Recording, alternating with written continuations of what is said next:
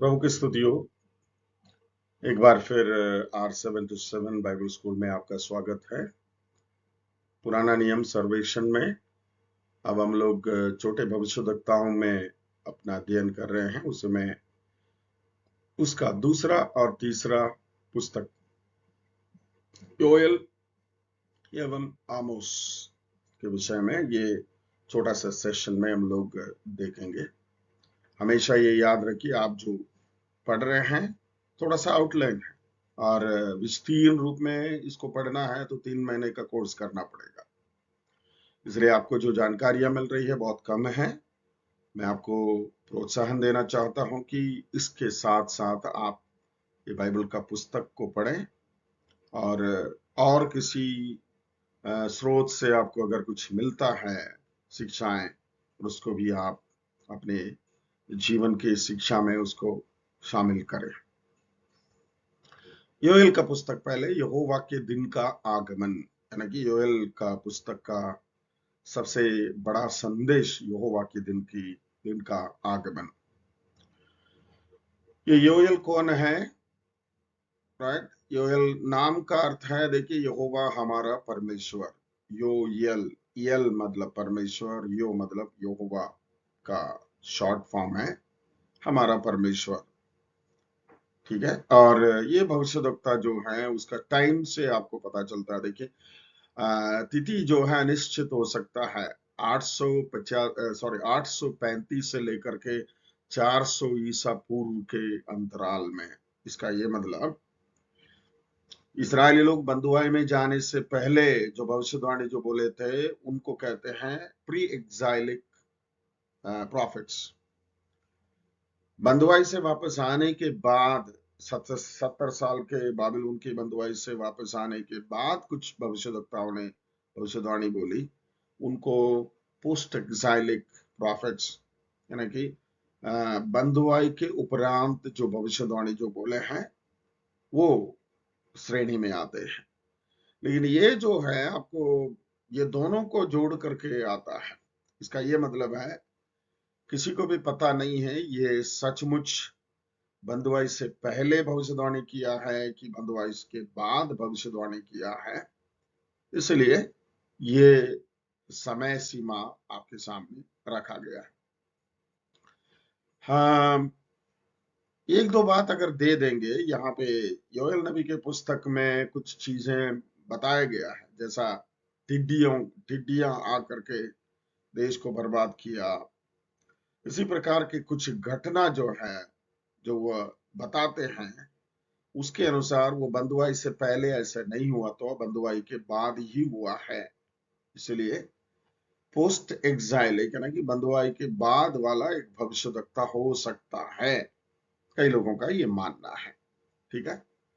सो उसके अलावा इस पुस्तक के अंदर का मुख्य संदेश परमेश्वर अपने भविष्यवक्ता के द्वारा ये कहते हैं, तुम्हारे जीवन से जो टिड्डियां जो खा करके चले गए हैं, कीड़े खा करके चले गए हैं, या फिर और किसी तरीके से तुम्हारे शारीरिक आत्मिक भलाई का नुकसान हुआ है, उसे मैं वापस देना चाहता हूं, लेकिन एक शर्त पर, तुम लोग मेरे सामने अपने आप को नम्र बना करके सभा इकट्ठा होकर के सब एक साथ परमेश्वर की उपस्थिति में उपवास का दिन ठहरा करके नम्र बन करके आना है, या मन फिरा करके प्रभु की उपस्थिति में आना है, क्योंकि परमेश्वर की मर्जी है सारी आशीषें इनको देने के लिए।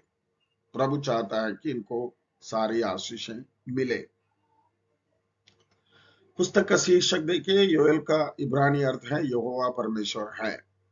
योएल के दृष्टिकोण में यह नाम बिल्कुल सटीक है। योएल परमेश्वर के सर्वशक्ति पर जोर देता है, वो जिसका पास सृष्टि तथा राष्ट्र उसके अधीनता में है, जो इतिहास का परमेश्वर है।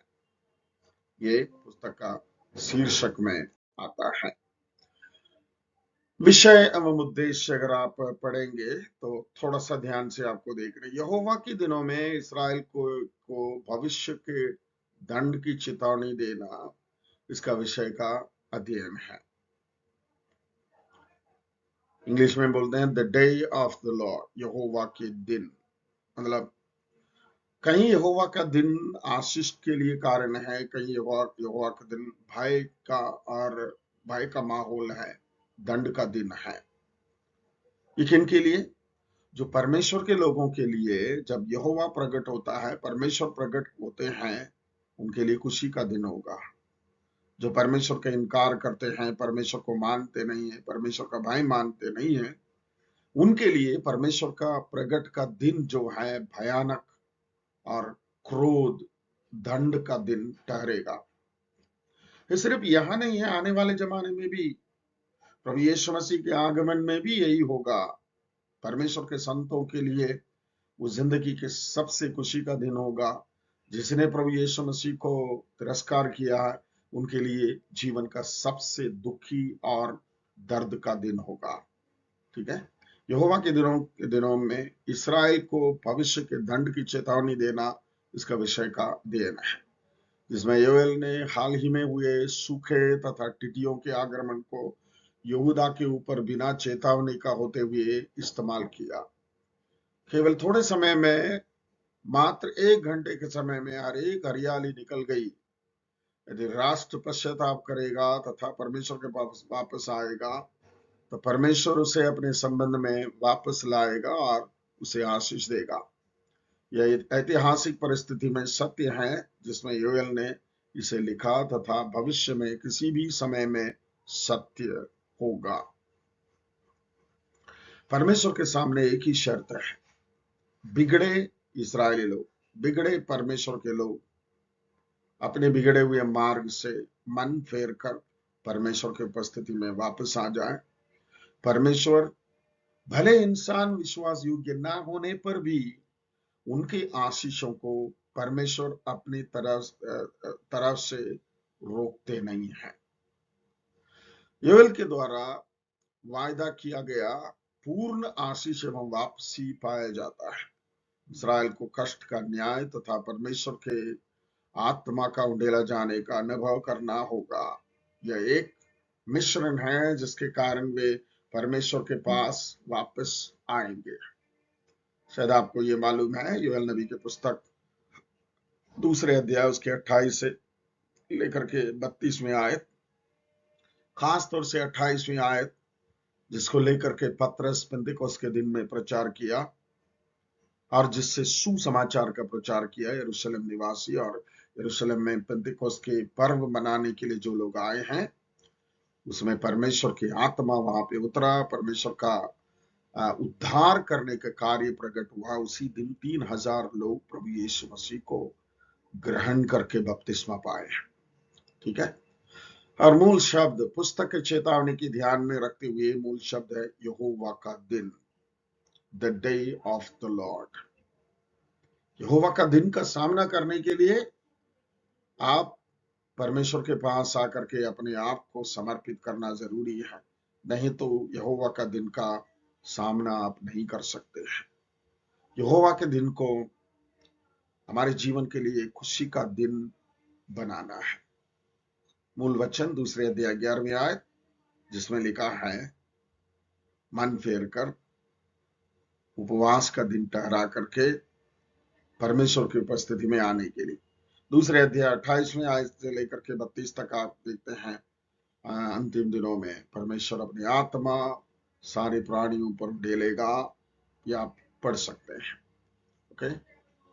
और उसके बाद मूल अध्याय जो है अध्याय 2 पद 13 और 14 और पद 18 से 28 से लेकर के 32 तक आप देख सकते हैं।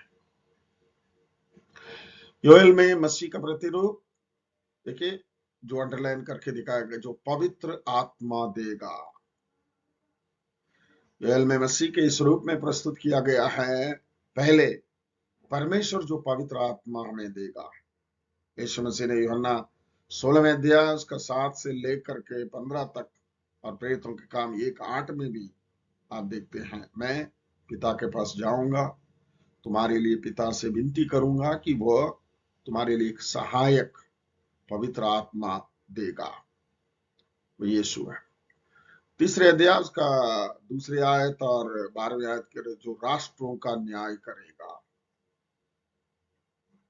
न्यायाधीश बनकर आने वाला परमेश्वर, जो इसराइल के दृढ़ गढ़ था, बहिष्कार करेगा। मतलब बहिष्कार अगर करेगा तो सिर्फ और सिर्फ पाप के कारण, इसराइल के मन को कठोर करके रखने की वजह से, जो परमेश्वर का भय नहीं मानते, परमेश्वर की बातों को मानने के लिए जो तैयार नहीं होते हैं, उसकी वजह से ये हो सकता है। उसका रूपरेखा देखिए, रूपरेखा दूसरे 2 पॉइंट में आप देख सकते हैं। परमेश्वर का इतिहास का दिन, दूसरा परमेश्वर के भविष्यवाणी ये दिन, इतिहास के दिन में तिथियों का इतिहास का दिन और सूखापन का इतिहास का प्रकटीकरण, और भविष्यवाणी ये दिन परमेश्वर का आने वाले दिन, यहूदा का एक आक्रमण की भविष्यवाणी, यहूदा के उद्धार के लिए आवश्यक परिस्थिति, और दूसरा परमेश्वर का निश्चित दिन, परमेश्वर का दिन के पहले अंतिम घटना, और परमेश्वर के समय की घटना। ये सब जो रूपरेखा के रूप में दी गई है, बस 3 अध्याय हैं, आप पढ़े, 3 अध्याय आधा घंटे में 2-3 बार पढ़ सकते हैं। इसको पढ़े, इस पर मनन करे, इस पर स्टडी करे, और एक संदेश इसराइलियों के लिए परमेश्वर देता है। Right, simple. अगर मन फेर कर परमेश्वर की उपस्थिति में आओगे, परमेश्वर तुम्हारे लिए देने के लिए भरपूर हाथ में पकड़ा है। शर्त या कंडीशन ये है, परमेश्वर की उपस्थिति में उपवास का दिन, उपवास करके अपने आप को नम्र बना करके, दीन बना करके परमेश्वर का मुख का खोजी बनो, आशीषित कर जाओगे। डेट के बारे में थोड़ा सा ध्यान रखें। ईसा पूर्व 760 में आमोस हमें बताता है कि वह उजिया एवं यहोराम का उत्तराधिकारी तथा उससे उजिया एवं अहमदा राजा के दिनों में, मतलब इसराइल में कौन राजा था, यहूदा में कौन राजा था, उसका समय आपको यहीं पे दी गई है। लेकिन आमोस यहूदा के लिए नहीं है, इसराइल के लिए भविष्यवाणी कर रहे थे। और हमेशा आप ये ध्यान में रखिए, ये वर्ष जो टाइम जो लिखी गई थी, वो हमारे लिए इतना मायने का नहीं है, क्योंकि उसमें ज्यादा प्रॉब्लम नहीं है, क्योंकि थोड़ा बहुत आगे पीछे ये हो सकता है। ओके, आगे हम जाते हैं। उसके बाद पुस्तक का शीर्षक एवं विषय और उद्देश्य। शीर्षक, आमोस नाम इब्रानी शब्द से आता है जिसका अर्थ है एक बोझ को उठाना। उसके नाम का अर्थ है बोझ या बोझ उठाने वाला। जो बोझ उसे दिया गया है उससे पूरी तरह से मेल खाता है। यहूदा से इसराइल के उत्तरी राज्य तक, उत्तरी राज्य के अन्याय तथा स्वयं धर्मीपन के विरुद्ध चेतावनी देने के लिए संदेश को ढोने के बोझ दिया गया था आमोस को। विषय एवं उद्देश्य का आप देखिए, बस इसी को आप थोड़ा सा देखिए। आप इसमें से 3 पॉइंट आप पिक कर सकते हैं। आमोस ने चेतावनी दिया कि ब्रह्मांड का महाप्रतापी शासक परमेश्वर योद्धा के रूप में राष्ट्रों का न्याय करने आएगा। नंबर 1, परमेश्वर सारे कार्य पर ध्यान देता है। एक दिन सब कुछ परमेश्वर की उपस्थिति में आएगा, वो न्याय करेगा। विषय, और उसके बाद उत्तरी राज्य ने परमेश्वर के साथ वाचा के संबंध को तोड़ दिया, ताकि यरोबाम 2 के अधीन उसके संपत्ता के समय में मूर्ति पूजा, अनैतिक जीवन शैली तथा सामाजिक अन्याय में फंस गए। ये तीनों पाप, मूर्ति पूजा, अनैतिक जीवन शैली और सामाजिक अन्याय, ये तीनों चीज जो है इसराइल को परमेश्वर के प्रेम से, परमेश्वर के अनुग्रह से दूर रखा। ये लोगों ने ये पाप को समझने के बाद, जानने के बाद भी, ये परमेश्वर का घृणित चीज है, परमेश्वर से नफरत करते हैं, परमेश्वर ऐसे वालों को आशीष नहीं देगा, ये जानने के बाद भी वो लोगों ने मन मर्जी से वो करते गए। तीसरा पॉइंट, आमोस अन्याय तथा अधार्मिकता के प्रति परमेश्वर की घृणा को प्रकट करता है, क्योंकि वह पवित्र है। फिर भी भले ही देश नष्ट हो जाएगा, फिर भी बचे हुओं को बचाएगा। जब तक दिन बचे हुए लोग उसके वाचा की आशीष तथा राजनीतिक श्रेष्ठता से जुड़ जाएंगे, तब परमेश्वर सारे राष्ट्रों को अपने पास खिंचाएगा। ये तीसरा पॉइंट है, परमेश्वर लोगों को अब उनके पाप के अनुसार दंड देगा, छोड़ेगा नहीं है। देश नष्ट हो जाएगा, फिर भी इंग्लिश में बोलते हैं रेमनेंट, यानी कि कुछ लोगों को बचाएगा। वो जाकर के भविष्यवाणी बनता है। परमेश्वर इन समयों से लेकर के परमेश्वर एक रेमनेंट, यानी कि प्रभु यीशु मसीह को इस देश में, इस दुनिया में अपने पुत्र के रूप में भेजेगा। वो जाकर के सारे दुनिया के लोगों के लिए उद्धारकर्ता बनेगा और आशीष का कारण बनेगा।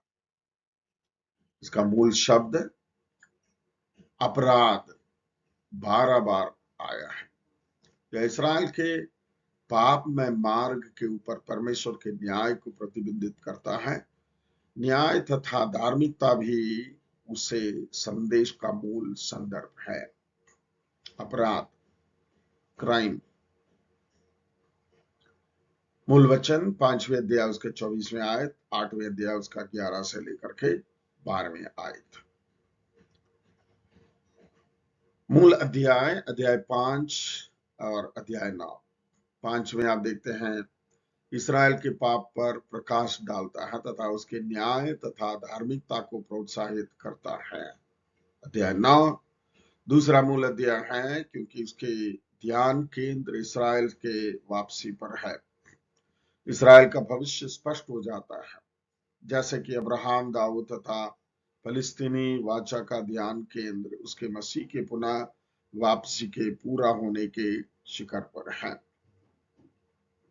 इसके अलावा अध्याय 3 2 वचन प्रमुख है। तीन का 3 में आप देखते हैं, अगर दो व्यक्ति परस्पर सहमत ना होते, वो क्यों कर एक साथ चलेंगे। मतलब परमेश्वर और मनुष्य परस्पर सहमत होने का कुछ विषय है, कुछ जगह है। वहां पे 7वें अध्याय में लिखा है, परमेश्वर अपना भेद या मानव वर्ग के बीच में जो करने वाला है, उसको अपने दास भविष्यद्वक्ताओं को बताए बिना कुछ भी नहीं करेगा। आमोस में मसीह का प्रतिरूप, आमोस मसीह को प्रस्तुत करता है जो दाऊद के राज्य को पुनः स्थापित करेगा। मतलब दाऊद के राज्य को पुनः स्थापित करके दाऊद के सिंहासन पर इस धरती पर राज्य करने के लिए, 1000 साल राज्य करने के लिए दाऊद के सिंहासन पर यरूशलेम को राजधानी बनाकर बैठने वाला परमेश्वर, वो है प्रभु यीशु मसीह। तथा वही जो अपने लोगों को भी वापस लाएगा।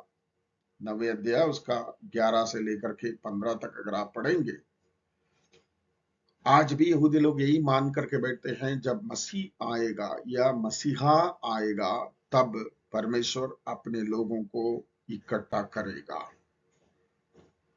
यीशु मसीह को इसलिए ग्रहण नहीं किए कि यीशु मसीह के पहले आगमन में लोग इकट्ठे, यानी कि विश्व में फैले हुए तमाम यहूदी लोग एक जगह में इकट्ठे नहीं हुए थे। इसलिए अभी भी मसीहा के राज्य के द्वारा परमेश्वर सब लोगों को, यानी कि सारे यहूदियों को एक जगह इकट्ठा करेगा, ये विचार से वो बैठे हुए हैं। लास्ट में रूपरेखा 5 पॉइंट में आप देखते हैं परिचय, लेखक के विषय के बारे में। आमोस का 8 प्रकार का न्याय, आमोस का संदेश, आमोस के 5 दर्शन, ये बहुत महत्वपूर्ण है, हम देखेंगे।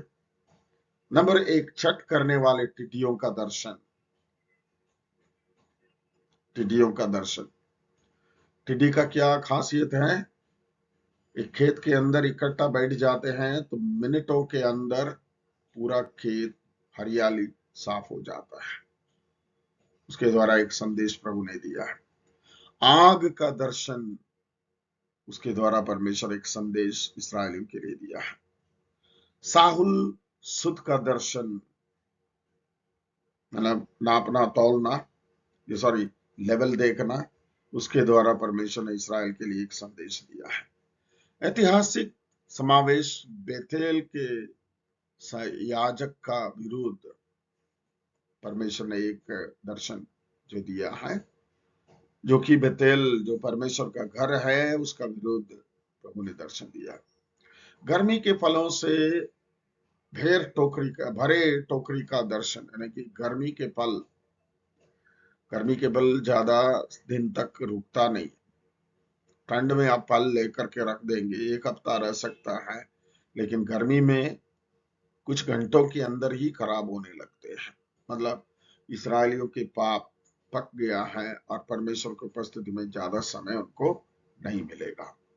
लास्ट, परमेश्वर का न्याय करने का दर्शन, यह आमोस देखते हैं। 5वां पॉइंट जो है, इसराइल के वापस आने की प्रति 5 वायदे। 9वें अध्याय उसके 11 से लेकर के 15 तक है। 5 वायदे भी उसके अंदर आप देख सकते हैं। सो ये दोनों बुक आपने इतना डिटेल सुना है, और उसके बाद ये दोनों बुक को पढ़ें और मनन करें, स्टडी करें, और परमेश्वर आपको आशीषित रखेगा। और इसके अलावा और कोई संसाधन से आपको जानकारियां मिलती है तो बटोरें, प्रभु आपको आशीषित रखेगा। फिर मिलेंगे, तब तक प्रभु आपको अपने पंखों तले सुरक्षित रखें। Thank you, God bless you.